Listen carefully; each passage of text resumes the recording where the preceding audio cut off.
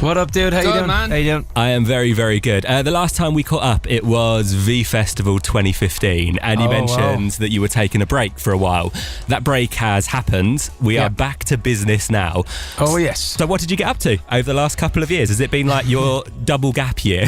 Yeah, well, we decided to, after 8 years of touring heavily and releasing records, that we kind of, we were missing home a little bit and missing family and friends and just wanted to go and reconnect with everything. And then we did that for a little while, and then when everybody got sick of us and told us to get out on the road again, we went and made a record so we could get out of everybody's hair, because I believe we're a nightmare to have around, because all we ever do is want to play music. So so we decided to go back in the studio, make a new record, and that took a little bit of time. So we wanted to focus it, because we just don't want to do anything that we're not confident in. And then we come up with our new record, Freedom Child, and here we are back on the promo trail, ready to release it. You mentioned that you wanted to get out of people's hair, or they wanted you out of their hair. They wanted us out for sure. What are each of your worst habits, if you had to pick one, something that might really annoy people? We'll start with Danny. You know what? Why don't we let the lads answer that? Okay, actually, that works better. Okay, so have you got half an hour? I guess he's late a lot.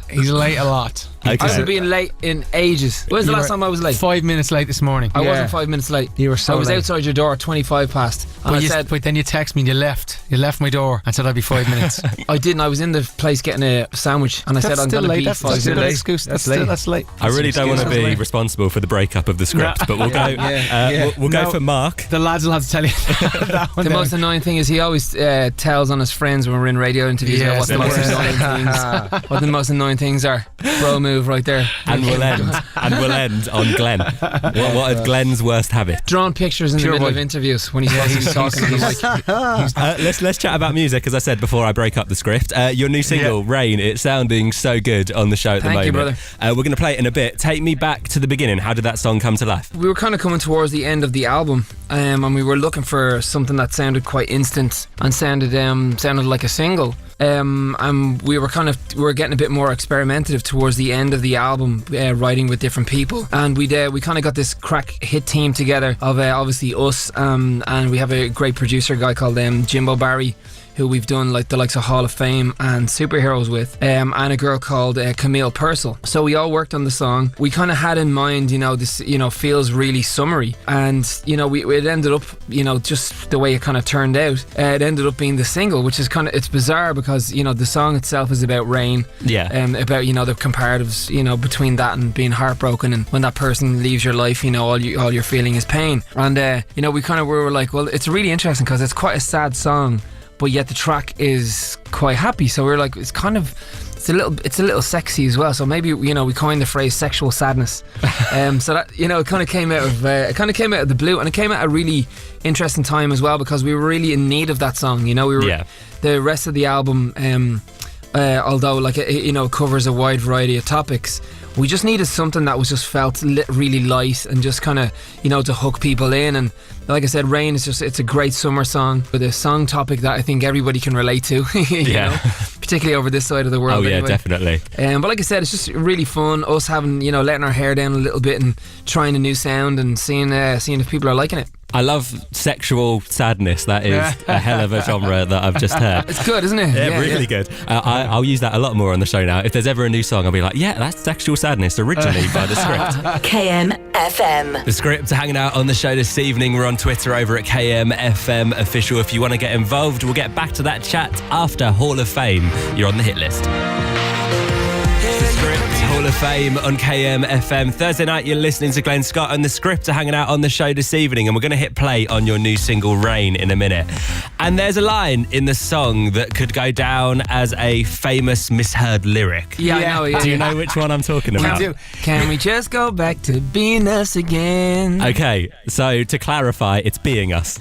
Being us, yeah. And in the studio we did say to each other, that kind of sounds like something else, and maybe people are going to think that, but sometimes you got to leave it up to the imagination. I think people will know we're not saying it, but at the same time it is funny. Have you ever thought about maybe slipping it in when you perform it? I mean, this is a poor choice of words, but when you perform it live. I'm not slipping it in anywhere. That's not happening.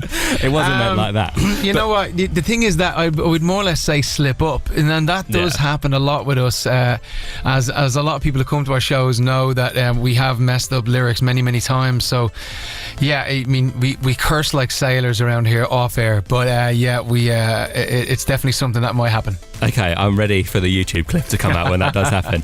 You mentioned earlier your new album, Freedom Child. It's out in about a month. What can we expect from that? Is it all kind of rain sounding, or is there a massive broad sound to all of it? It really is a broad sound. We really focused this year on trying to make something that we felt covers all bases of music that we love, and trying to tip our hats to a lot of different genres, and sort of update our sound a little bit, because the landscape of music has changed so much. While the songwriting is very much so us and the same, it's the first time we kind of worked with different producers and things like that happen. So yeah, it's a quite updated sound. We've taken on a lot of different challenges this year, because we wanted to just broaden our horizons a little bit, and you get a little bit bored of your own sound sometimes as well, so we wanted to just have fun with that and do something new. So yeah, it is quite different actually. There's a lot of high tempo music.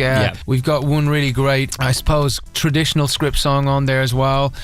So yeah, I think there really is something for everybody on there. Yeah, I'm so excited, and your fans seem really excited as well. Yeah, they're great. They're so supportive. Like whenever we play a script song, there's loads of people saying, "Oh, thank you for playing it," stuff like that. I'm curious, because normally the fans who are the most supportive are normally quite intense on social media.